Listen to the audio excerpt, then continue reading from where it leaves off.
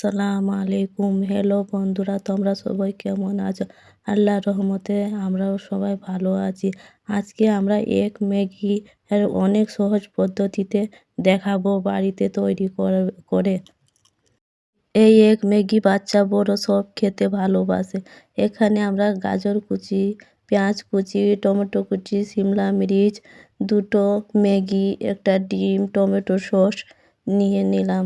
তারপরে একটা প্যান বসিয়ে তার মধ্যে জল কিছু দিয়ে জল গরম হয়ে গেলে তার মধ্যে দুটা ম্যাগি ঢেলে দেব। 2 থেকে 3 মিনিট ভালো করে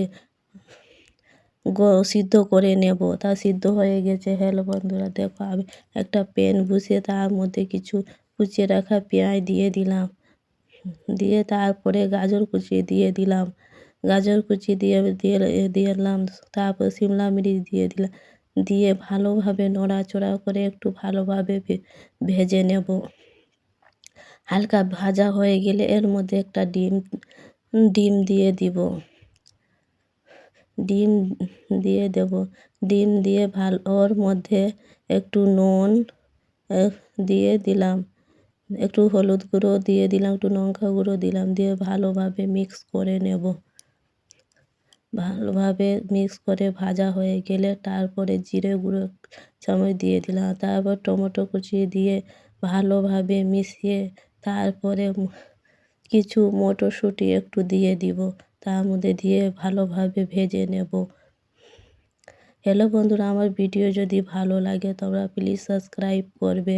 আমার নতুন ইউটিউব চ্যানেল, তোমরা আমাকে আমার চ্যানেলকে ভিডিওটাকে এগিয়ে যেতে সাহায্য করবে।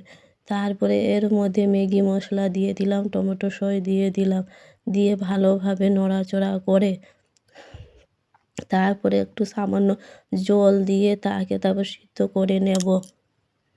তারপরে এর মধ্যে ভালোভাবে জল শুকিয়ে গেছে। তারপরে এর উপর দিয়ে ম্যাগিটাকে সিদ্ধ করে রাখা ম্যাগি দিয়ে দিব।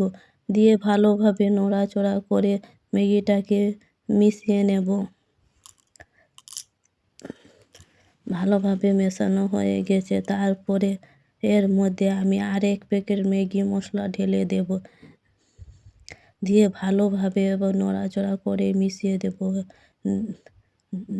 হ্যালো বন্ধুরা, দেখো আমার এগ ম্যাগি হয়ে গেছে।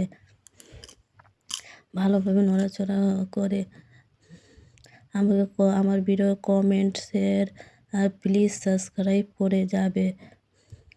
আমার ভিডিও যদি ভালো লাগে নতুন নতুন ভিডিও আবার নিয়ে আসবো। ধন্যবাদ।